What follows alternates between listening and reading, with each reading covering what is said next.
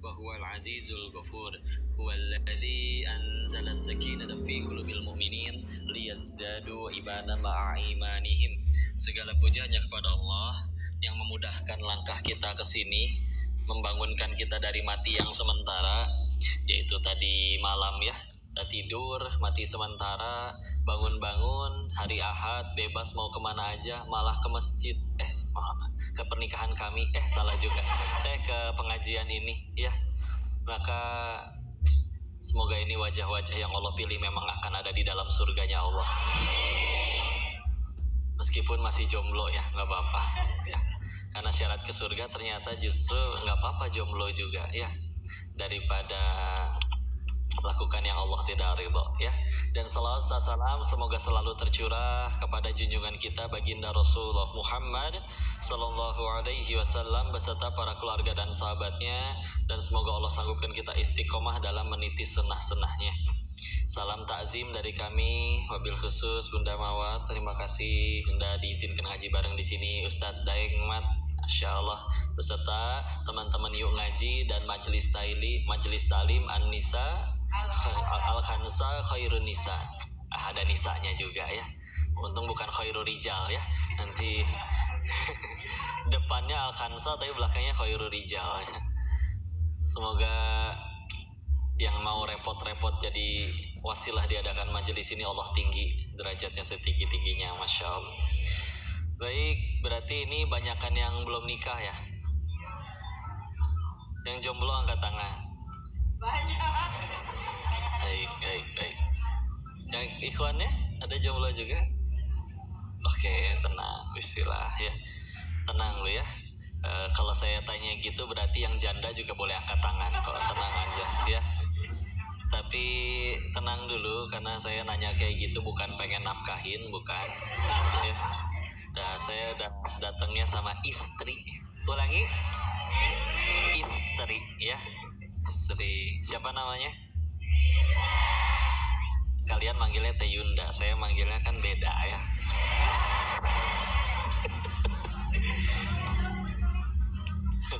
Tidak sehat kajian ini ya. Udah, bismillah. Kita sebelum bicara cinta dan kasih sayang, mari saya pengen mengawali dengan riwayat yang datang ini dari manusia yang paling sayang kepada kita. Tadi Bunda juga menyebutkan ya. Siapa beliau? Rasulullah Muhammad sallallahu alaihi wasallam. Saya dapatkan riwayat ini meskipun mesti ditakhrij ulang hadisnya, ditelusuri kembali sanadnya, tapi anggaplah hadis ini misalkan pun doif, tapi hadis doif itu masih bisa kita ambil faidahnya. Asal tidak berbicara tentang sifat Allah, tidak berbicara tentang halal haram, itu udah dua yang paling itu dulu ya. Walaupun nanti ada persyaratan yang lain. Maka riwayat ini bercerita tentang Fatimah Az-Zahra radhiyallahu anha ketika mendapat informasi ya yang disampaikan kepada beliau bahwa nanti putra-putranya Hasan dan Husain akan wafat dalam keadaan yang tragis ya, kurang baik. Kita tahu cucu Nabi ini salah satunya bahkan Sayyidina Husain radhiyallahu anhu meninggalnya di tanah Karbala dalam keadaan kepalanya terpenggal ya. Kita sendiri kayaknya ngebayangin kayaknya ya Allah sedosa-dosanya saya ya tetap aja nggak pengen mati seperti itu. Ini mulia loh cucunya Nabi. Maka di riwayat ini diceritakan bahwa Ibunda Fatimah Az-Zahra radhiyallahu anha meminta pada Rasul untuk kami mohon doamu wahai Nabi Allah, untuk supaya agar cucu-cucumu tidak wafat dalam keadaan seperti itu. Tahu apa jawaban Rasul? Beliau menjawab, tidak wahai Fatimah, karena doaku kusimpan untuk umatku.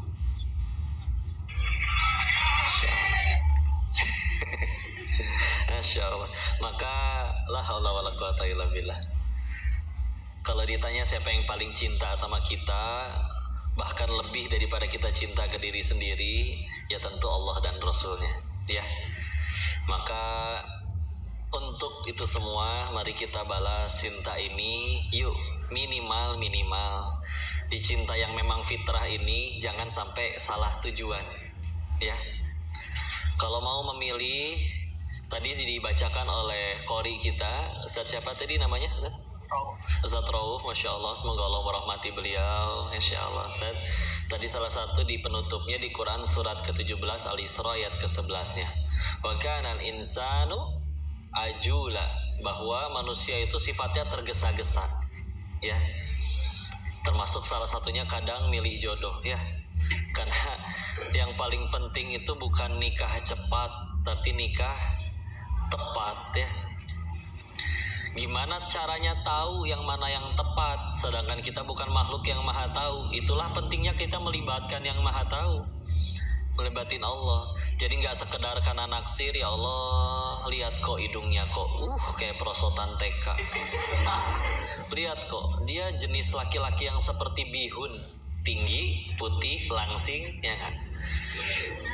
Tapi Masya Allah nggak cukup itu aja, ya, libatin Allah. Karena yuk, yang udah pernah nyari jodoh dengan standar diri sendiri, maka itulah yang kalian sebut dengan istilah mantan, betul? Ya, karena kalau memang dia adalah yang terbaik dan memang harus jodohnya, ya nggak akan jadi mantan. Ya, ternyata perjalanan dengan si doi itu kita hanya mengasuh jodohnya orang lain, kan sakit hati juga, ya. Maka dari situ, yuk bismillah. Sehingga nanti kalau kita bicara tentang pengen membuat generasi keturunan yang hebat-hebat, jadi anak yang soleh-soleh itu pun, dan ternyata itu adanya di keluarga, maka memulainya dari mana? Bukan dari setelah nikah, justru memang dari sebelum nikah. Kita memulainya dari sebelum nikah. Jadi dimulai dari memilih yang terbaik, milih yang Allah suka, baik dengan tata caranya, kenalnya dari mana, interaksinya seperti apa, maka itu jelas sudah mesti digarisbawahi dulu. Saya pengen jawab dulu, tapi pertanyaan yang paling standar terkait ada orang yang belum paham. Oh, di dalam Islam kan nggak boleh pacaran. Kalau nggak boleh pacaran, gimana kita nikahin orang yang belum kita sayang? Kan sayangnya baru timbul setelah nanti misalkan berpacaran, udah sayang, baru akhirnya dinikahin. Masa kita nikah dengan orang yang tidak kita sayang?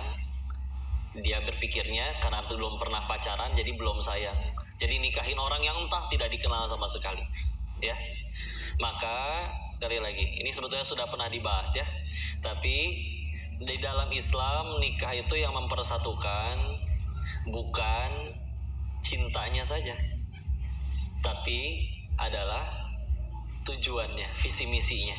Nikah teh pengen ngapain, ya? Karena kenapa kalau kita bicaranya bahas cinta? Cinta itu, kasih sayang itu sesuatu yang bisa timbul.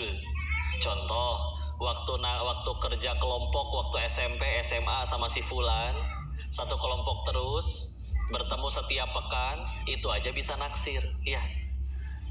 Tumben nih anak berangkat ke sekolah rajin banget. Oh iya kan mau kerja kelompok sama dia, ya. Ada yang pernah ngalamin gitu? Ada? Nggak apa-apa, manusiawi, ya. Maka ketika bicaranya itu adalah sesuatu yang bisa timbul, maka sama pernikahan juga itu ketika nanti sudah, jangankan udah kerja kelompok sekelas selama beberapa tahun atau beberapa hari atau beberapa pekan, ya, kalian nikah halal, sekasur setiap hari, serumah setiap hari, pasti timbul rasa cintanya, ya, bersama dengan orang yang bahkan punten, ya, kadang orang pacaran kan nanggung, apalagi kalau pacarannya di hatinya masih ada iman, mau dipegang takut nggak berani sama Allah, nggak dipegang mubazir katanya dalam hati, ya. Maka kalau udah nikah, punten, ya, serumah, setempat tidur, bahkan kalau disentuh jadi pahala, kalau ngasilin anak-anak sekolah, anak-anak yang soleh-soleha, jadi pahala yang jauh lebih besar, ya. Nah, maka tetapi tadi mesti dipersatukan ke satu tujuan dulu. Ibarat sekali lagi naik angkot, ada angkot nggak di Kendari? PT. Oh, namanya PT. Bukan patungan, PT, beda lagi, ya. Misalkan naik PT, tapi saya nggak tahu jurusan di sini kemana, ya. Anggaplah 3 kota yang sekitaran kami aja lah, ya. Satu dari Jakarta, satu dari Bogor. Menyatulah mereka di angkot yang sama. Angkot ini tujuannya ke Bandung. Ketika dipersatukan di angkot yang sama dan tujuannya pun sudah sama-sama menuju Bandung, apakah di dalam angkot nggak akan ada masalah? Bisa saja. Entah AC-nya mati, entah bannya bocor.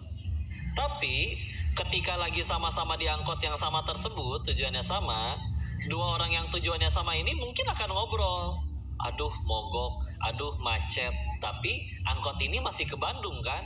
Iya. Emang kamu mau kemana? Saya juga masih mau ke Bandung. Ya sudah, kalau gitu ngapain saya turun dari angkot ini? Udah mah di tengah tol, belum tentu dapat angkot yang lain, malah bisa ketabrak dan lain-lain. Ya udah. Ya, sama. Nikah selagi tujuannya sama, Kak. Sama-sama pengen ke surganya Allah, pengen dapat ridhonya. Jangan dikira yang udah soleh-soleha, guru-guru kami pun yang mereka yang soleh-soleha, tujuannya sama-sama ke surga, terus mereka nikah nggak akan ada masalah gitu. Pasti ada, namanya hidup, ya. Tapi ketika masalah itu datang, paling duduk ngobrol berdua. Apa yang terjadi? Kenapa? Ya. Akankah kita tahu bahwa tujuan kita nikah itu pengen ke surga? Kamu tujuannya kemana? Sudah berubahkah? Karena aku masih pengen tetap ke surga. Tidak mungkin pasangannya ngejawab gak mau, sekarang aku mau ke neraka. Gak mungkin, ya? Gak mungkin kan? Masih pengen ke surga. Maka ya sudah. Di saat itu, bismillah. Itu mempersatukan mereka kembali. Yang repot, kalau dari awal tujuannya beda. Ya. Sama-sama dari Bogor misalkan, atau sama-sama dari Jakarta, naik di angkot yang sama, tapi yang laki-laki mau ke Bandung, yang perempuan mau ke Bogor. Terus nanti udah nyampe tol pisah gitu? Kan enggak. Ibarat kayak nikah, naksir banget. Ya Allah, lihat hidungnya kok. Ya Allah, lihat kulitnya kok. Ya Allah, lihat matanya kok. Insya Allah gitu ya. Naksir sesuai tipe banget, tapi dari awal beda tujuan. Yang satu pengen jadi hafiz Quran, yang satu pengen jadi selebgram. Nggak nyambung kan? Terus gimana? Ya udah, terus nyatu dulu aja. Entar nyampe tol kita misah, masa gitu? Ya udah, entar kalau follower kamu udah 100.000 dan udah centang biru, kita pisah ya, masa begitu? Nggak mungkin. Yuk satuin dulu sama tujuan yang sama, ya. Karena tujuan itu nanti yang mempersatukan. Dan tujuannya itu benar-benar dipatri di hati, nggak cuman karena kalau sekedar ditanya orang meninggal mati bakal pengen ke surga mau, tapi kadang tidak semuanya benar-benar mau, ya. Contoh, semua pengen jadi hafiz Quran, pengen hafal Quran. Syarat hafal Quran tuh cuma satu, mau, udah. Dan kalau mau pasti dibuktikan dengan prioritas, jadiin benar-benar ditunjukkan kesungguhannya, ya. Karena kalau misalnya tidak diprioritaskan nggak bisa. Ginilah, kalian pesan ojek online, buat pulang dari mall, nunggu di depan mall. Dari sekian banyak WA, WhatsApp, chatting yang masuk ke handphone kalian, grup gibah, grup macem-macem ya. Dari sekian banyak yang dibuka duluan chatnya siapa? Tukang ojek bukan? Tukang ojek kan? Karena nggak mungkin dia balas sesuai urutan. Mesennya hari Senin, dibalasnya hari Kamis, kan nggak mungkin. Ya, pasti didahulukan. Kenapa? Karena si mamang ojek lagi jadi prioritas. Karena kadang kalau misalnya bilang, kenapa kamu murung? Iya, aku chat gak dibalas-balas, katanya dia sibuk. Bohong. Iya. Kamu cuman belum jadi prioritasnya dia aja, makanya nggak dibalas-balas. Ya, itu salah satu fakta ya gitu ya. Gimana lagi? Kayak sudah, satuin dulu di tujuan yang sama, niatnya lillahi ta'ala. Dan ingat, jangan sibuk mencari, sibuklah menjadi. Karena hatinya si doi tidak dibolak-balikan berdasarkan iPhone 15 Pro Max yang kamu belikan, ya. Tidak dibolak-balikan oleh kamu minjem jaket temen, minjem motor temen, enggak, ya. Tapi hatinya juga digenggam oleh Allah, ya.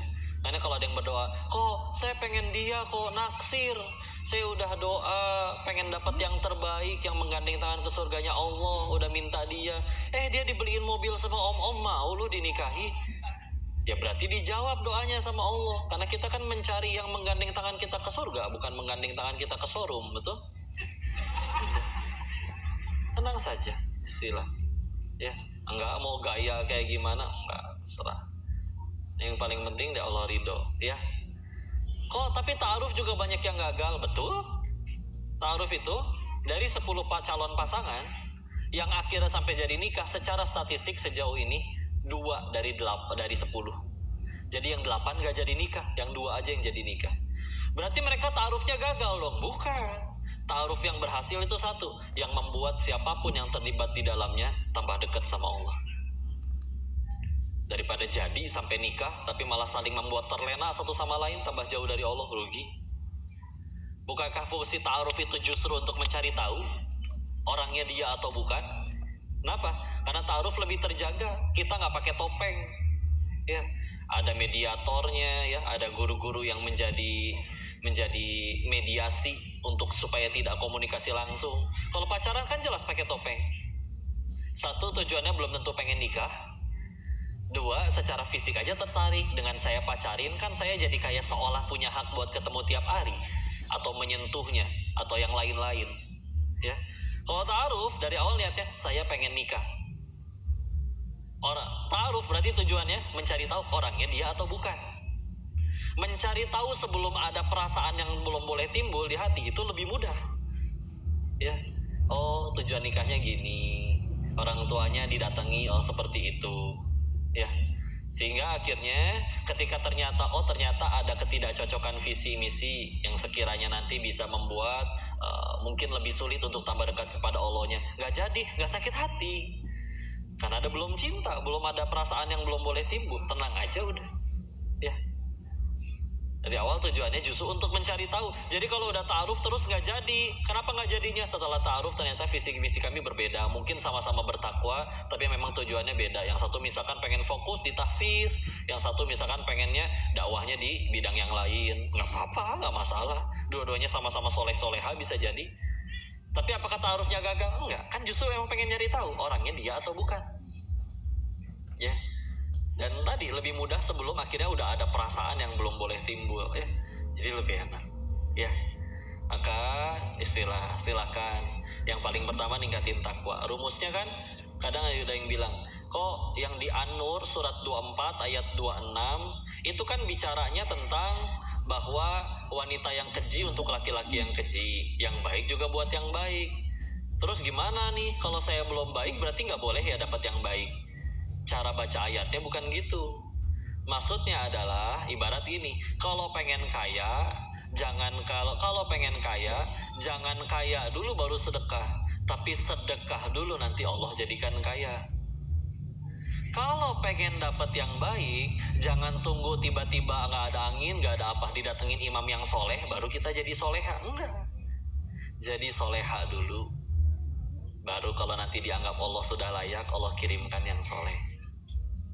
Toh cepat atau lambat akan berjodoh kalau ke surga. Meninggal jomblo di surga ada jodohnya nggak? Ada. Daripada berjodoh di dunia tapi sama-sama malah menuntun ke neraka, kan repot, ya. Ini pasangan penting sekali, ya. Apalagi kita yuklah jaga izahnya, kemuliaannya. Kebayang ya, kadang izin tertarik sama lawan jenis itu wajar, tapi ketika ada yang tidak bisa mengendalikan datang ke konser misalkan, ya, dan ternyata si boyband yang amat sangat tampan tersebut memanggilnya ke panggung dan dia disalamin mau, bahkan dirangkul, bahkan sampai digendong, ya sedih aja sih ngelihatnya. Tapi kalau dibilang fitrah tertarik ya tertarik, tapi ya disesali kenapa harus sampai seperti itu. Segitu izin, ya, baru ngadapin ya boyband.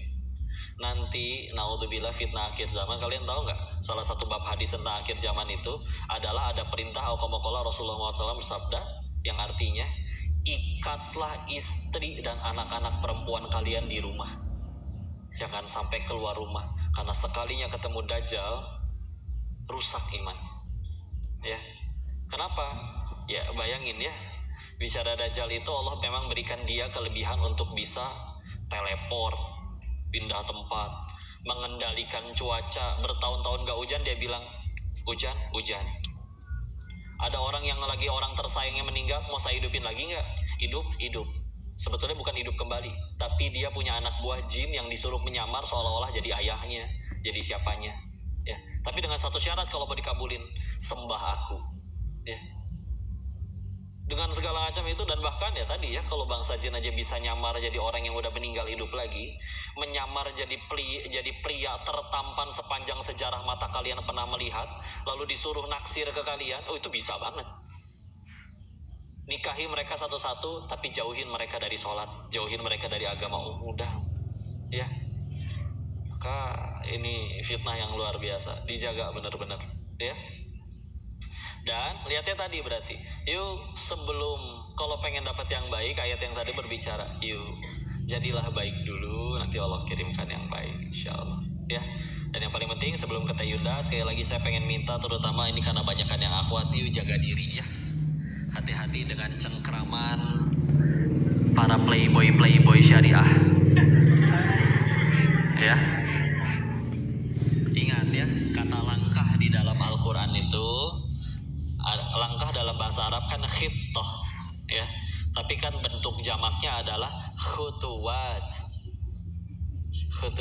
syaitan innahu lakum adu mubin, langkah-langkah syaitan ya.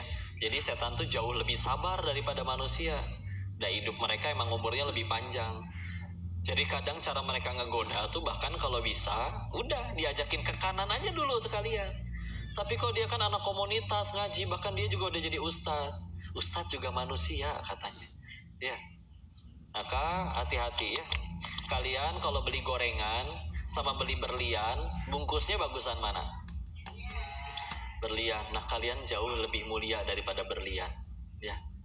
Sehingga kalau ada laki-laki ingin menyentuh kalian, syaratnya satu, buat perjanjian dengan pencipta kalian, mitsaqon ghalidha, termasuk di dalamnya menjaga, melindungi, menafkahi, dan segala macam kewajiban suami. Kalau itu aja nggak berani, jangankan menyentuh, menatap saja laki-laki nggak punya hak ya. Maka kalau misalkan kita sudah mau untuk ya udah tertarik dengan lawan jenis, bismillah, arahkan ya. Jadi tolong jaga sebagaimana orang-orang salihah terdahulu juga menjaga. Toh balik lagi, anggaplah kalian pada punya Instagram nggak? Punya, terutama yang akhwat punya. Saya sering kasih permisalan ya, misal Instagram kalian di DM oleh Song Joong Ki, misal ya, gampang kan nyenengin wanita teh, dikasih khayalan juga mereka udah bahagia ya, insya Allah. Atau siapa ya, 7 personil BTS mualaf semua. Udah gitu nggak cuman BTS lah, apalagi NCT terus semua ya, semua pada mualaf, dan mereka semua bersedia menjadi suami ke-1 sampai ke-7 kalian misalkan, mentang-mentang ayal ya. Maka mau seperti apapun yang datang, tinggi, putih, langsing seperti bihun yang tadi, kalau ngajaknya pacaran, tegas jawabnya ya, halalkan atau tinggalkan bang. Nah, itu aja ya. Tapi abang Jongki beneran sayang sama ade, kagok juga ya misalkan ya. Hei bang, kalau benar sayang silakan, ayah saya standby di rumah tiap pada isya. Ngapain hubungin saya terus? Silakan datang, samperin kalau berani. Jangan lupa bawa martabak. Iya dong, harus modal ya. Ini datengin nggak berani, anaknya terus yang di WA. Karena begini ya, manusia kalau sudah sayang sama seseorang, pasti pengen selamanya dengan orang yang disayang, betul? Nah kan di dunia nggak bisa selamanya, terpisah jarak, terpisah maut nanti ya. Terus kalau ngakunya sayang, padahal Allah sudah nyiptain tempat untuk bahagia selamanya, yaitu di surga. Terus ngakunya sayang, tapi ngajaknya nggak ke surga, ngajaknya malah ke Oyo misalkan. Yang ketawanya keras agak mencurigakan ya. Berapa Oyo semalam sekarang? Hati-hati ya. Maka omong kosong, ulangi. Udah omong kosong ya. Akunya sayang, bapaknya nggak berani disamperin, anaknya terus yang dimodusin. Enggak. Hati-hati, mereka juga punya SOP, ya. Dia nggak akan ngechat kalian kadang terlalu sering, itu masih amatir berarti. Yang sudah expert, dia akan ngechat kalian jam 2:30 pagi. Isi chatnya pun santun. Assalamualaikum ukhti. Pertanyaan saya cuma satu, Dek. Ya. Pertanyaannya cuma satu. Apa kalian yakin cuman kalian doang yang di WA? Ya. Maka sebagaimana tadi, kadang bagus kalimatnya, ya Allah, masih ada malam bagi kita untuk bertahajud. Masya Allah. Aduh, ini ikhwan, Masya Allah. Ya, ada gitu, ada rekamannya lagi. Nih, lihat, aku juga lagi sholat. Gimana lagi sholat live gitu ya? Yang paling repot kalau dibalas sama akhwatnya, iya bang, aku juga lagi ruku kok. Itu udah paling repot ya. Jangan ya. Jangan ya. Terus gimana maksudnya kalau dikasih gift mawar gitu, jadi apa, sujudnya lama atau gimana? Nggak bisa ya. Ya udah, jangan ya. Karena tadi ya, sampai ada yang bikinin komik meme-nya kok jelas ya. Ada kolom 4 baris. Paling kiri atas gambar bebek. Gimana suara bebek? Bawahnya gambar kambing. Gimana suara kambing? Mirip sekali. Bawahnya suara kucing. Gimana suara kucing? Paling bawah suara buaya. Gimana suara buaya? Assalamualaikum ukhti. Ya, sudah paham ya, Masya Allah. Kok kami tuh gak pacaran tau kok. Kalau pergi pun selalu ke majelis taklim. Di motor diganjel pakai tas biar gak kena-kena. Ya. Begitu akhirnya pematerinya di majelis taklim bicara tentang dilarang pacaran, laki-lakinya WA, sabar sayang, ini ujian bagi kita. Kurang ajar. Ya, itu dia ya. Beneran, jangan rugi ya. Kalau dia benar-benar soleh, dia akan amat sangat memuliakan kalian. Insya Allah di sini nggak ada yang pacaran ya. Ada? Tunggu bentar, saya salah nanya ya. Saya pengen nanyanya, kalau yang kalian tahu mungkin kiri kanannya punya doi, ya, tolong bisikan astagfirullah di telinganya. Oke, ketahuan ya. Gitu caranya ya. Tenang ya. Ini majelis ilmu, para malaikat sedang berkumpul, mustajab doa, mari kita doakan. Hari ini juga putus.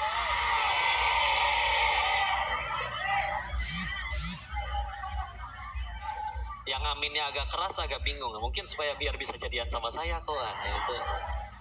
Jangan salah ya. Udah utusin. Tenang. Kalau dia beneran soleh, dia duluan yang mutusin kalian. Kalau ditanya kenapa? Kenapa? Aku salah apa? Disuruh si Koko. Udah gitu aja. Siapa dia ikut campur? Ya. Beneran ya. Udah jangan. Sama mungkin sebelum ke Teh Yunda saya izin, kalau nanti habis ini tadi mungkin ada yang mau foto sih masih bisa, silahkan asal jaga jarak. Tapi kalau nanti aja yang ngajak berjabat tangan, izin ya. Bukan yang nggak mau, kalau ngikutin hawa nafsu mah nggak pengen cuman salaman ya. Tapi saya tidak layak menyentuh kulit kalian ya. Makanya enggak, yang saya layak sentuh hanya ini saja. Ya. Udah. Biarkan nanti suami kalian aja yang nyentuh ya. Sekarang mah bahasanya gitu sih, senggol aku mas. Senggol dong, duda pirang gitu kan bahasanya. Aduh, suka minta digores ya. Janganlah ya. Orang bilang kata laki-laki itu iman memang kuat kok, Imron yang gak kuat. La haula wala quwata illa billah. Ya. Maka Masya Allah ya, selanjutnya hari kita dengarkan nasihat dari Gedunda kita, bidadariku tersayang. Silakan. Apa sih Blo? Silakan saya. Alhamdulillah, terima kasih sayang. I'm fine, I'm okay. Bencana. Yang jomblo harap sabar ini Masya Allah. Alhamdulillahirrahmanirrahim. Bismillahirrahmanirrahim. Assalamualaikum warahmatullahi wabarakatuh.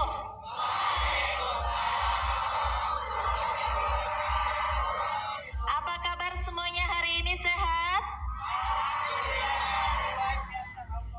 Alhamdulillah. Boleh bareng-bareng? Alhamdulillah, luar biasa, Allahu Akbar. Kita bakar dulu semangatnya karena tadi udah ngehalu bareng Kodenis gitu ya. Yang jomblo, jiwa jomblonya meronta-ronta. Ya Allah, nikahi aku mas kan gitu. Kayaknya udah males kuliah, pengen nikah besok deh kan gitu ya. Yuk bareng-bareng, apa kabar semuanya hari ini? Alhamdulillah, luar biasa, Allahu Akbar. Alhamdulillahirabbil alamin. Angkat tangannya, kita berdoa dulu. Semoga Allah turunkan keberkahan untuk kita semua yang ada di majelis hari ini. Bismillahirrahmanirrahim. Rabbi syrah li sadri wa yassir li amri wahlul 'uqdatam min lisani yafqahu qawli. Rabbi zidni ilman warzuqni fahman birahmatika ya arhamar rahimin. Allahumma ilman nafi'an wa rizqan halalan thayyiban wa amalan mutaqabbalan. Allahumma faqihna fid din wa 'allimnahu ta'wil. Rabbana la tuzigh qulubana ba'da idh hadaitana wa hab lana min ladunka rahmah innaka antal wahhab. Amin ya Allah ya rabbal alamin. Alhamdulillah, alhamdulillahi rabbil alamin. Wassalatu wassalamu ala asrafil anbiya'i wal mursalin wa ala alihi wa sahbihi ajma'in. Allahumma salli ala sayyidina Muhammad wa ala ali sayyidina Muhammad. Allah Subhanahu wa ta'ala mengingatkan kita di dalam Al-Quran. Allah berfirman, faqul hallaka ila an tazakka wa ahdiyaka ila rabbika fatakhsha. Adakah keinginanmu ingin membersihkan dirimu?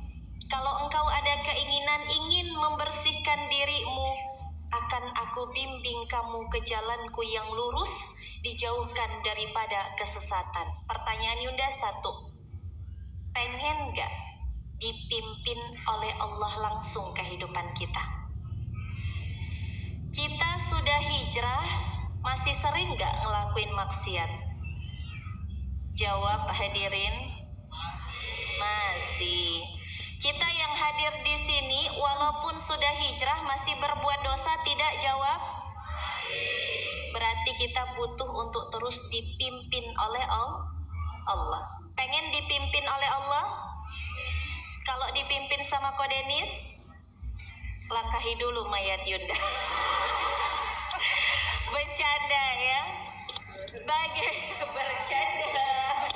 Aduh gawat ini. Ya, bagaimana syaratnya supaya kita dipimpin langsung oleh Sang Pencipta dunia ini? Maka Allah mengingatkan kita, wa ahdiyaka ila rabbika fatakhsha. Kalau kamu ada keinginan ingin membersihkan diri, ingin taubat. Jadi hari ini Yunda kepengen sebelum kita mulai ke materi, sebelum kita masuk ke sharing session tentang perjalanan hidup Yunda dan Koko sampai pada titik hari ini, yuklah kita minta ampun dulu sama Allah. Kadang-kadang lisan ini menjadi keluh disebabkan oleh dosa. Kadang-kadang kita sulit mengeluarkan air mata tobat karena disebabkan banyak. Kenapa hati kita menjadi galau, resah, gundah, gulana? Kenapa?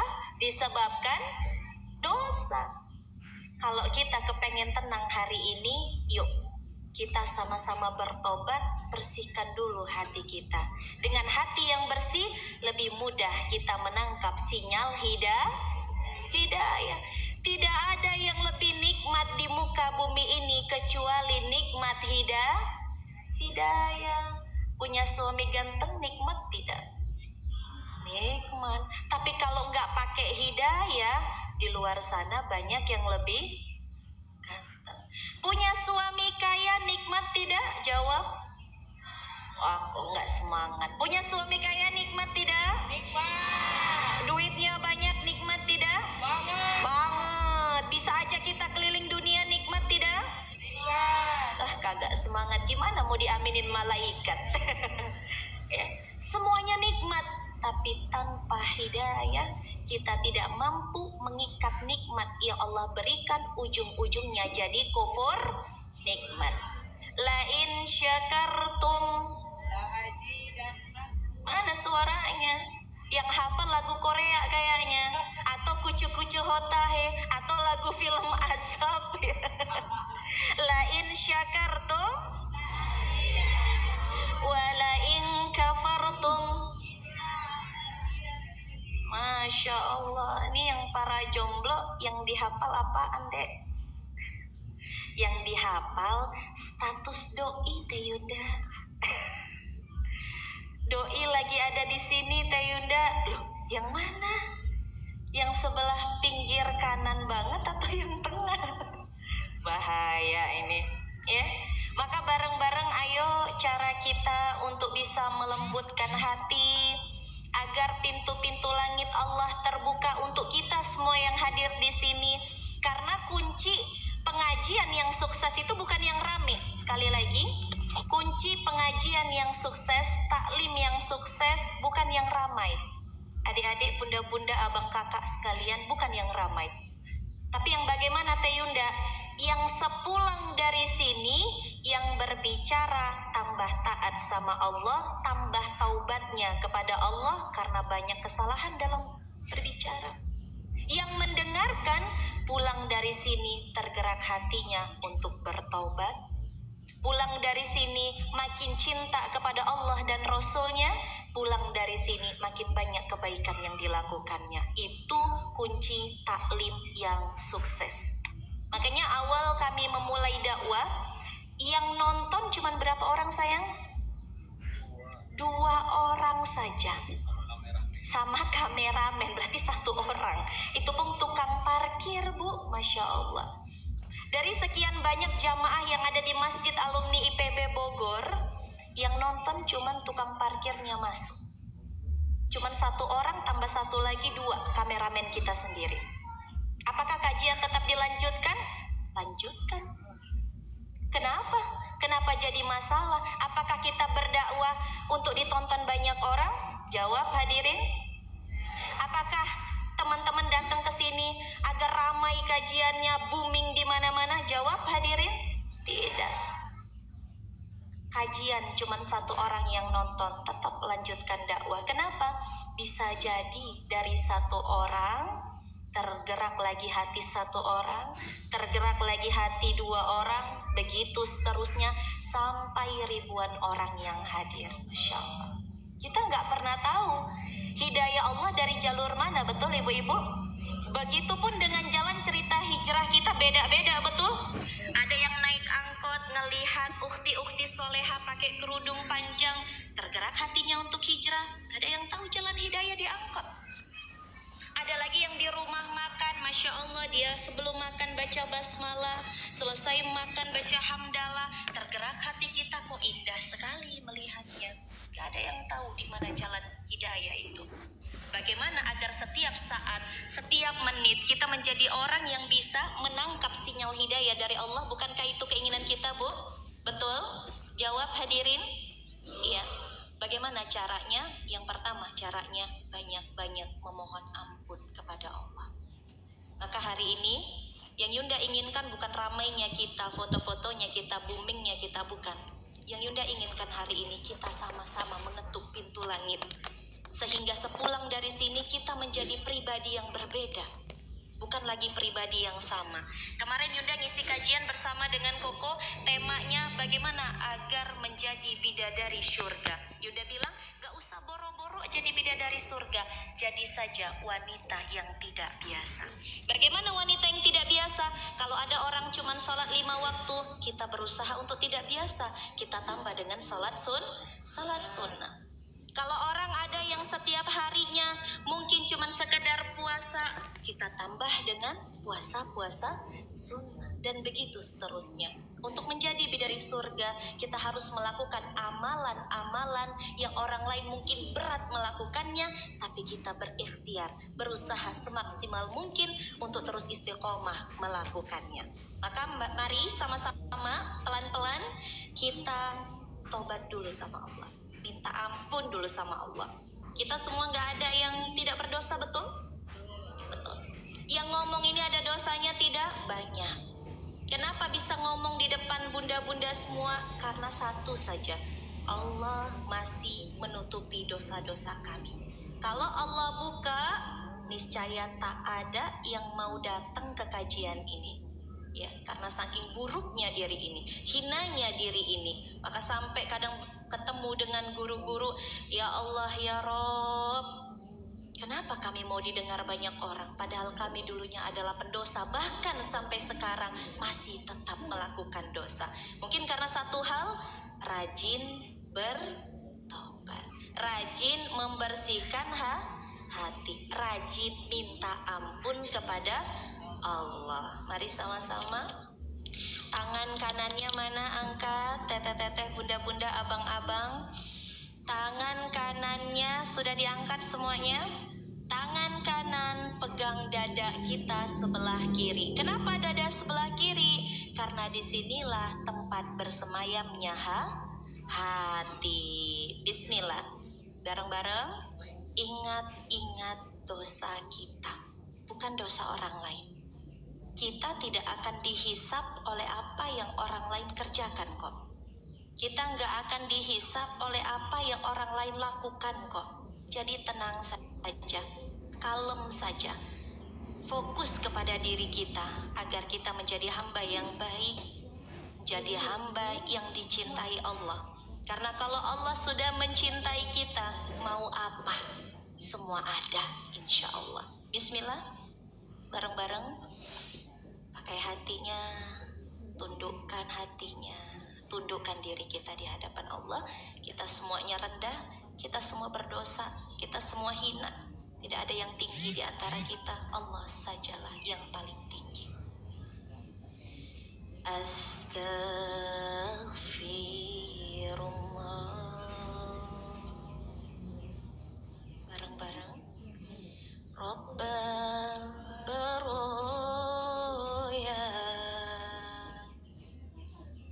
astaghfirullah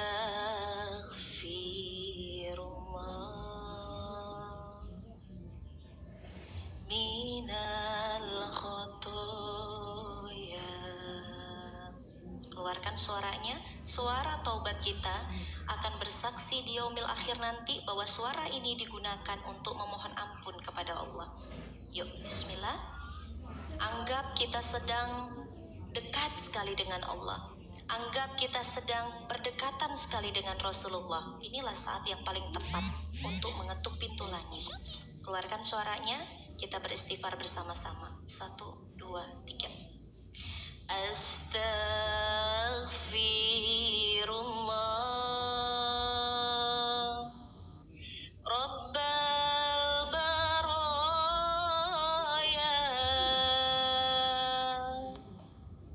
astaghfirullah minal khotoya.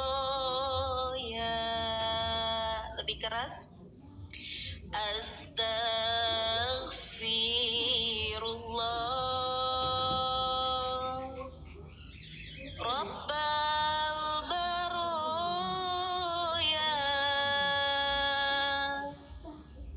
astaghfirullah minal khotoya. Silahkan dilanjutkan.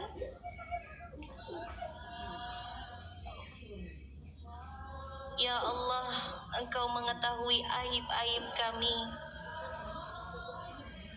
Engkau yang paling tahu diri kami yang asli, ya Allah. Biar kami dipuja-puji oleh orang lain, Engkau yang paling tahu keadaan kami ketika kami sendirian, ya Allah.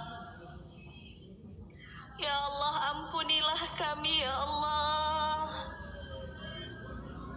Betapa banyak dosa-dosa yang kami lakukan ketika kami sendirian, ya Rabb.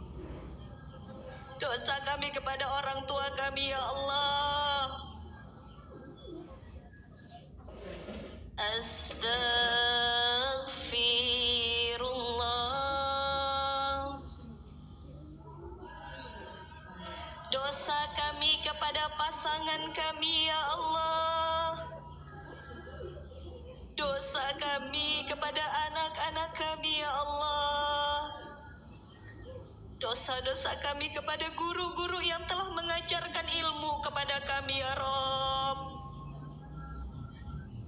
Ya Allah, Engkau mengetahui betapa kami tertatih-tatih di jalan hijrah ini, ya Allah. Namun hanya kepadamu kami berpegang. Hanya kepadamu, ya Allah, kami berharap.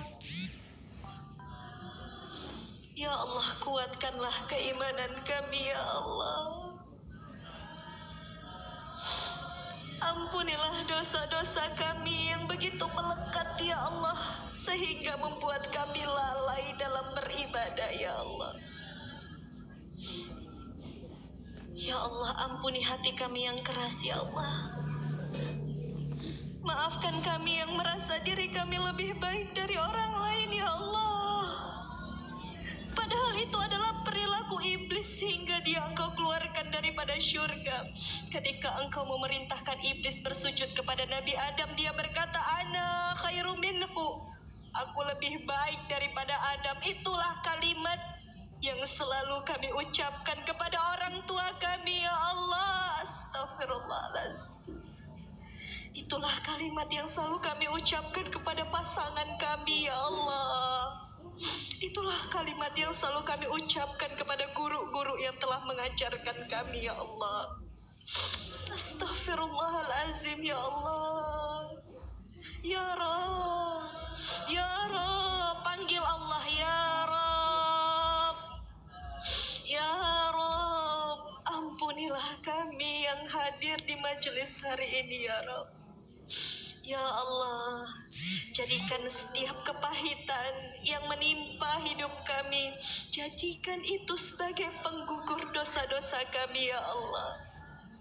Ya Allah, jadikan setiap kesabaran kami dalam menghadapi ujian kehidupan peninggi derajat di sisimu, ya Allah.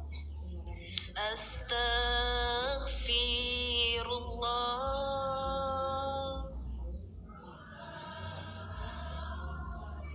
Ya Allah, ya Rabb, lembutkan hati kami, ya Allah, agar kami bisa menangkap sinyal hidayah setiap menit, setiap detik, setiap hembusan nafas kami. Terus minta ampun kepadamu sampai kami wafat, ya Allah. Tidak ada yang maksum di dunia ini, ya Rabb, kecuali Rasulullah Muhammad sallallahu alaihi wasallam. Astaghfirullah Rabbal baraya.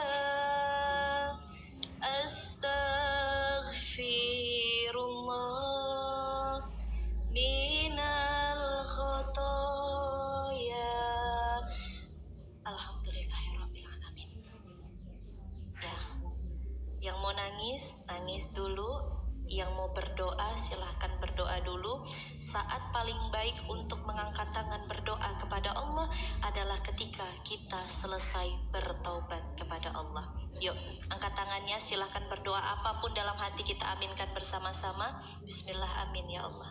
Silahkan, yang punya hajat silahkan bilang kepada Allah, minta kepada Allah. mau apapun bilang sama pencipta kita, Allah punya segala-galanya, sungguh mudah bagi Allah. Innama amruhu idza arada syai'an ayyaqula lahu kun fayakun. Amin ya Allah, qabul ya Allah. Amin ya Allah, qabul ya Allah. Amin amin ya Rabb. Amin amin ya mujibas sa'ilin. Alhamdulillahirabbil alamin. Sesuai dengan tema kita hari ini, saat aku memilihmu. Hijrah itu adalah pilih. Jawab ibu-ibu, hijrah itu adalah pilihan. Seperti layaknya kehidupan ini.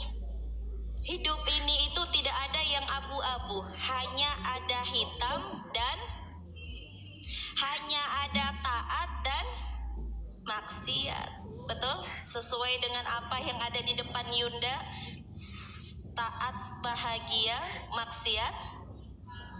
Bareng-bareng yuk, taat, maksiat.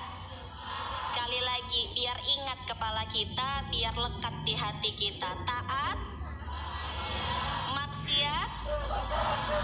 Ingat-ingatlah itu. Jadi kalau orang dekat sama ketaatan, dekat sama circle yang penuh dengan kebaikan, insya Allah dia akan merasakan kebahagiaan. Orang-orang yang dekat dengan kemaksiatan, walaupun kita lihat seolah-olah dia bahagia, padahal kebahagiaan itu semu. Seperti mungkin dulu sedikit cerita tentang perjalanan suami Yunda, suami kita ya. Suami apa kalau di sini? Kamu apa kita ya? Salah ya. Suami kamu. Oh, jangan atuh. Ini suamiku seorang saja. Perjalanan suami Yunda yang dulunya mungkin lama 3 tahun lebih ya sayang di Thailand ya. Mungkin teman-teman nganggap kok Denis kan udah enak ya di Thailand 3 tahun, punya duit banyak, sebulan menghasilkan kurang lebih 100 juta. Belum lagi punya mobil mewah 4 loh, bukan cuma 1, 4. Punya rumah di usia muda. Siapa sih yang gak kepengen? Betul ya abang-abang ya? Abang-abang udah ada rumahnya? Rumah-rumahan monopoli. Ya. Punya gaji 100 juta ada di sini? Pengen? Baru pengen aja udah kurang semangat. Gimana mau dikabulin malaikat? Pengen? Kagak apa-apa, yang namanya mimpi sah-sah aja. Kenapa jadi ribet? Ya. Pengen punya rumah? Mudah-mudahan Allah kabulin yang jawab pengen. Yang gak kepengen mudah-mudahan cepet-cepet taubat. Pengen punya mobil? Amin ya Allah. Boleh sah-sah saja ya. Tapi ternyata kadang-kadang kebahagiaan yang didasari oleh materi, apapun itu ya, rumah itu materi, apalagi anak-anak pun itu adalah materi, mobil mewah itu adalah materi, gaji 100 juta per bulan itu adalah materi. Jangan sampai standar kebahagiaan kita didasari oleh materi, karena ternyata materi itu adalah kebahagiaan semu. Contoh sederhana, coba silahkan tanya sama Bunda Mawar ya. Tadi Yunda coba lihat, ternyata kebahagiaan yang paling dalam dari diri beliau itu adalah ketika bisa sujud di Masjid Al-Aqsa. Yunda coba dengerin kisahnya. Beliau ini orang kaya, terpandang, bisa kemana aja, keliling Eropa. Tapi malah kebahagiaan luar biasa, nikmat yang beliau rasakan ketika bisa sujud di Masjid Al-Aqsa. Masya Allah. Apakah itu materi? Bukan. Justru beliau yang mengeluarkan materi untuk bisa sujud di Masjid Al-Aqsa. Ini coba tanya sama orang kaya, apakah kamu bahagia punya rumah mewah? Bahagia jawabnya. Coba tanya lagi selama 10 tahun udah punya rumah mewah, apakah kamu bahagia? Dia jawab, kok saya seperti merasa hampa, kok seperti ada yang kosong dalam jiwa saya. Dia mencari-cari lagi cara bagaimana agar dia merasakan kebahagiaan. Kita tanya, Bunda punya mobil 5, bahagia tidak? Dia jawab bahagia. Coba tanya 15 tahun setelahnya, apakah bahagia? Dia sudah tidak pakai mobil itu.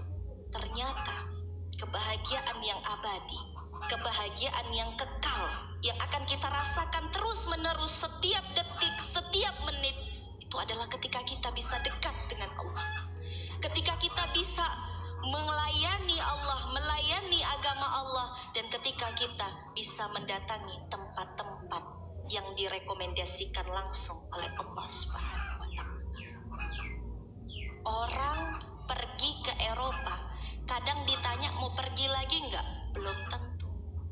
Coba teman-teman rasakan pergi umroh, pergi haji, ditanya mau balik lagi tidak? Apa jawabannya? Mau sekali ya Allah. Bahkan salah satu doa ketika berada di depan Ka'bah, ya Allah ampuni dosa-dosa saya ya Rob, ya Rob, undanglah saya lagi sehingga saya bisa berhaji, berumrah berkali-kali bersama dengan keluarga saya tercinta ya Rob. Betul? Kenapa? Kan umrah mahal, haji pun lebih mahal, tapi kenapa kita rela mengeluarkan justru materi kita untuk merasakan kenikmatan dan kebahagiaan yang tidak bisa kita dapatkan di tempat lain, kecuali tempat-tempat yang direkomendasikan langsung oleh Allah Subhanahu wa Ta'ala. Karena ternyata betul sesuai tagline dari Yuk Ngaji ini, taat pasti bahagia, pasti ukurannya, tidak neko-neko, maksiat siap-siap sengsara. Yunda coba ulik sedikit. Ko Denis ini atas izin Allah punya 3 buku. Di sini ada Gramedia. Kayak Yunda sombong amat lu nanya di sini ada Gramedia ya. Alhamdulillah. Ko Denis punya 3 buku. Buku yang pertama judulnya Perjalanan Mencari Allah. Isi buku yang pertama menceritakan bagaimana kehidupan beliau di Thailand, bergelimang harta, mungkin punya pacar pun cantik, saya sudah tahu ceritanya. Tapi nggak apa-apa ya. Dia sudah tinggalkan kehidupan itu, dia hijrah karena Allah. Mungkin punya harta, kehidupan di Thailand sudah sangat sempurna hingga bisa mungkin kirim duit lebih untuk keluarga yang ada di Indonesia. Tapi beliau memilih pulang. Sampai isi daripada buku itu adalah titik balik seorang Kohden Muslim pulang meninggalkan gemerlap dunia untuk hijrah, belajar agama, serius memperdalam Al-Quran, masuk Darut Tauhid, belajar langsung dengan Kiai Haji Abdullah Gimnastiar atau Agim, sampailah beliau ada di titik sekarang. Itu buku yang pertama. Buku yang kedua masih menceritakan tentang pergejolakan kebahagiaan beliau yang beliau rasakan. Buku yang kedua namanya Jangan Menyerah, Tuhan Tak Pernah Meninggalkanmu. Ini bukunya dari tafsir Quran surat At-Tuha ayat ketiganya. Ma wadda'aka rabbuka wa ma, dan Tuhanmu tidak pernah meninggalkanmu ataupun membencimu. Beliau merasa kok kayaknya sulit sekali ya saya ngafal Quran. Bahkan awal-awal beliau nggak tahu ada surat yang namanya surat Al-Mutaffifin.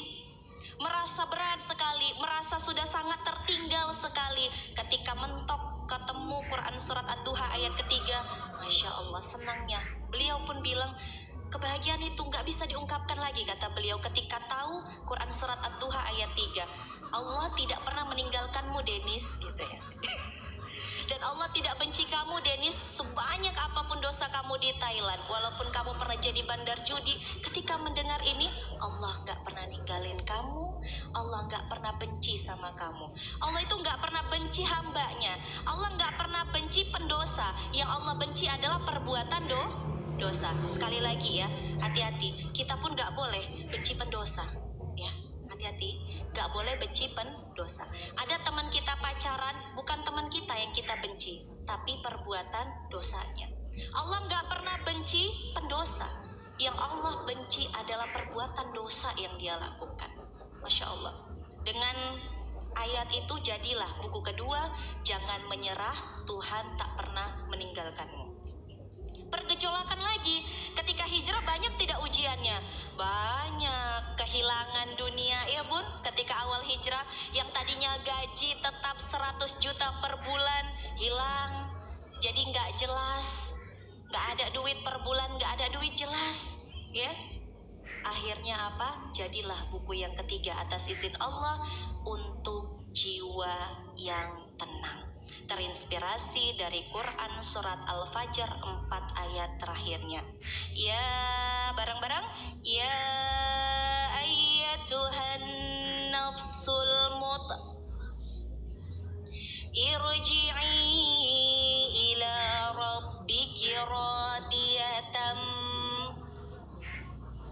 fadkhuli fi ibadi wadkhuli jannati.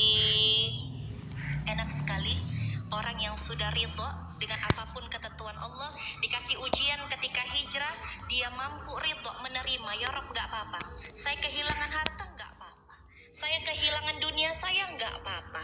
Ternyata lebih nikmat mendekat kepada Engkau daripada materi dunia yang pernah saya rasakan. Akhirnya jadilah buku untuk jiwa yang tenang. Apa kesimpulannya? Ternyata bahagia yang dirasakan seorang Lin Chin-fu, nama Tionghoa beliau, kode Muslim, Lin Chin-fu merasakan gemerlapnya dunia, tetapi bahagia yang dirasakan sementara, semu. Beliau merasa, kok gaji banyak, bangun tidur, yang dilakukan ngapain? Cek saldo, nambah nggak, kurang nggak, gak tenang. Sementara beliau selalu cerita sama Yunda, ada rumah di Bogor, seorang tukang beca bisa tidur dengan sangat tenang. Ya, anaknya banyak, semuanya sekolah, hafal Quran. Kenapa? Karena taat yang membuat mereka bahagia dengan hidup mereka. Yang mungkin kita merasakan mereka kekurangan, tapi mereka bahagia. Toh kelebihan harta, nikmatnya itu ada di hati, bukan di mulut orang. Betul? Sepakat? Sepakat. Aku memilihmu, aku memilih engkau ya Allah. Itulah yang dilakukan oleh Kodenis. Pulang daripada Thailand, lebih memilih Allah, belajar agama. Jadi langkah apa yang harus kita lakukan ketika kita mau pilih Allah, Tayunda? Maka langkah yang pertama adalah iman sebelum Al-Quran. Kan itu nasihatnya, betul? Betul nggak? Ya, iman sebelum Al-Quran. Bagaimana agar imanku bertambah, Tayunda? Bagaimana agar tauhidku benar, Tayunda? Bagaimana agar akidahku benar, Tayunda? Maka thalabul ilmi faridatun ala kulli muslim wal muslim. Kewajiban kita nuntut ilmu. Dengan nuntut ilmu, insya Allah kita tahu yang benar, tahu yang salah. Kalau sudah tahu yang benar dan yang salah, bertambahlah keimanan itu, bertambahlah semangat untuk beribadah itu. Betul? Itulah yang dilakukan Kodenis maupun Yunda ketika kami berada di awal-awal hijrah. Pastinya ngaji sesuai dengan komunitas kita ini. Yuk ngaji. Memang itu langkah pertamanya. Lah kita bodoh, kita banyak dosa, bahkan surat di dalam Al-Quran pun kita tak tahu. Ngapain? Ya belajar. Makanya perintah pertamanya kepada Rasul ngapain? Iqra bismi rabbikal ladzi khalaq. Ya, baca dengan menyebut nama Tuhanmu. Belajar. Ini perempuan jangan malas belajar. Sekarang fasilitas belajar sudah banyak tidak, teteh, kakak-kakak? Banyak sekali. Teteh punya YouTube, gunakan untuk menonton ceramah-ceramah yang manfaat, yang nambah sakofah. Ya, teteh punya Instagram. Di Instagram sudah ada kajian pendek banyak banget dari berbagai ustadz, betul? Di TikTok sudah banyak kajian-kajian pendek yang menambah sakofah, bahkan ada yang runut di situ kajiannya. Ikuti, jangan cuman joget-joget. Ya, apa tuh yang lagi viral di TikTok? Ada yang main TikTok di sini? Coba angkat tangannya deh yang punya TikTok. Oh dikit ya ternyata di Kendari, nggak begitu familiar berarti TikTok. Yang punya Instagram, Masya Allah, semua ibu-ibu pun main Instagram. Bu, jawab bu. Ibu punya Instagram, biasanya dipakai buat apa? Jawab bu. Jualan. Nggak apa-apa, kagak dosa. Yang penting jualannya halal, betul nggak? Ya kagak apa-apa, namanya juga cari rezeki kan gitu. Selain dipakai jualan bu, buat apa Instagramnya bu? Bu, kagak guna stalking mantan, giginya juga udah pada copot. Apalagi bu? Ngapain kita punya Instagram bu? Nonton apa? Masya Allah. Nah ini yang bagus. media dengan kemajuan zaman hari ini kita gunakan tetap untuk menambah ketaatan. Nih pertanyaan selanjutnya. Abang-abang punya YouTube? Buat apa YouTube-nya? Nonton apa di malam hari? Cocomelon. Ngapain nonton Cocomelon? Nonton apa? Nonton Mobile Legends. Ya Rob. Kayak gini mau nafkahin anak gadis seorang. Selebeu kan gitu. Teteh-teteh, kakak-kakak yang jomblo angkat tangannya. Semoga Allah berikan jodoh yang salih. Gantengnya melebihi Kodenis. Allahu Akbar. Hartanya lebih. Dia pun berdakwah fisabilillah.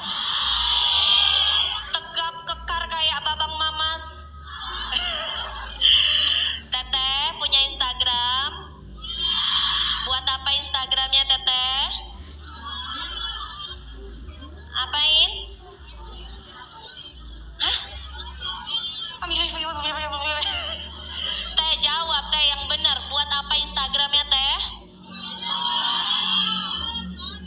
Story.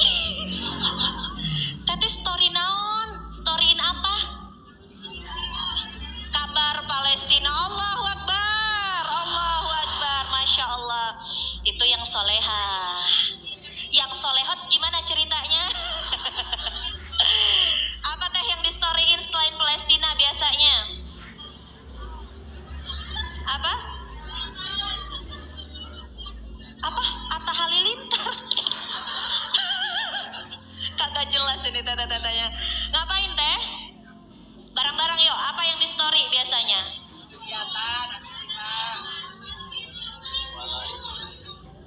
Menikmati hidup. Aduh, udahlah. Kagak jelas. Apapun itu, ya dengan media, dengan kecanggihan zaman hari ini, udah cuma berkesan satu saja. Itu cuma alat. Alat kita untuk tambah dekat sama Allah. Alat kita untuk mengenalkan Allah. Cuma dua, boleh dicatat. Satu, dengan kecanggihan zaman, ada Instagram, ada YouTube, ada TikTok, ada macam-macam. Facebook mungkin bagi ibu yang masih pakai. Cuma dua saja ujungnya. Satu, dengan kecanggihan zaman tersebut, satu, kita akan dekat kepada Allah. Dua, itu sebagai alat kita mengenalkan Allah. Dua saja. Kalau yang dua ini tidak dilakukan, maka kitalah yang diperalat oleh kecanggihan zaman. Hijrah pun seperti itu. Ketika kita hijrah, awalnya kurang suka tuh lihat TikTok yang joget-joget. Kalau nggak kuat-kuat iman dan nggak disertai dengan lingkungan yang kondusif serta ngaji yang berterus-terus atau komitmen atau konsisten, ya, ujung-ujungnya yang tadinya nggak semangat lihat TikTok, lama-lama dia yang bikin konten joget-joget, ya kan? Hati-hati. Makanya ketika kita hijrah, satu, kita perlu guru. Siapa di sini yang punya guru? Guru ya, bukan support system.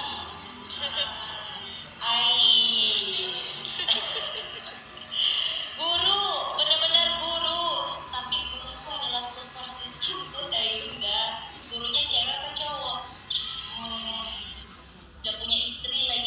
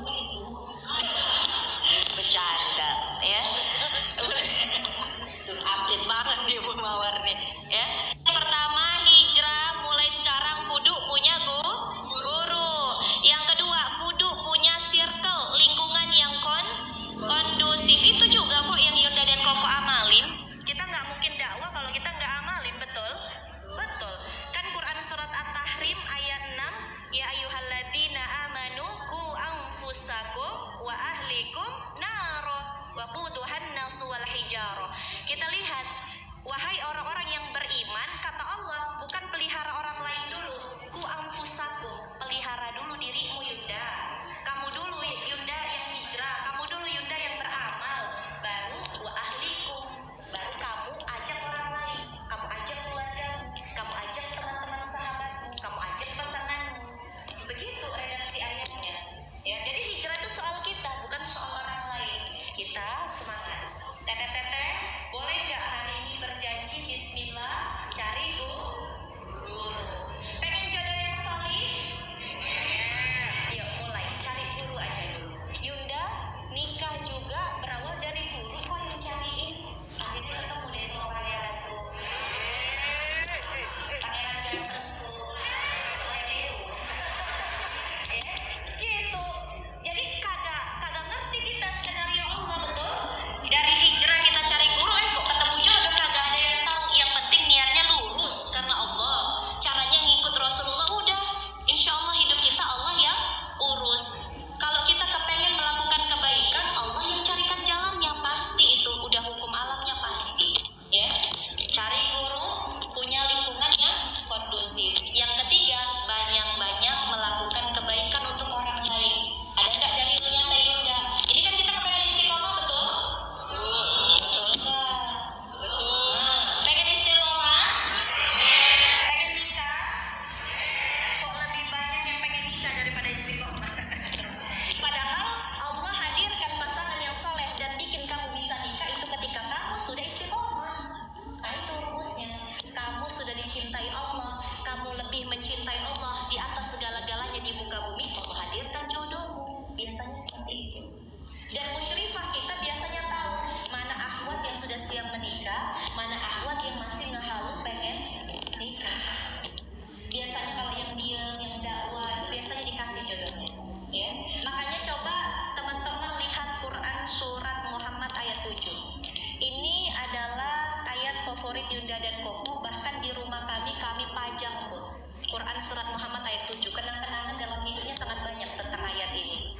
Intan surullah yansurkum wa yutsabbit aqdamakum. Barang siapa yang menolong agama Allah, maka Allah akan menolongnya. Yang pertama, yang kedua, Allah akan meneguhkan kedudukannya. Orang lain mau jatuhin dia, Allah teguhkan, kagak bisa. Orang lain fitnah dia begini begitu, Allah pengen tetap teguhkan dan naikkan dirinya, kagak bisa. Kalau Allah sudah nolong, kalau Allah sudah teguhkan, manusia nggak bisa. Enak nggak? Enak. Berarti ketika sudah hijrah dan pengen istiqomah, kuncinya tolonglah agama Allah. Allah nggak butuh kita, kita yang butuh Allah. Allah nggak butuh teman-teman ngaji, kagak guna. Islam akan tetap berjaya, kemenangan Islam akan tetap ada tanpa teman-teman. Tapi kitalah yang butuh untuk menjadi bagian daripada kemenangan Islam. Makanya tolong agama Allah. Lewat apa Teh Yunda menolong agama Allah? Yang pertama, kalau dititipi harta dan kamu adalah seorang agnia, maka gunakan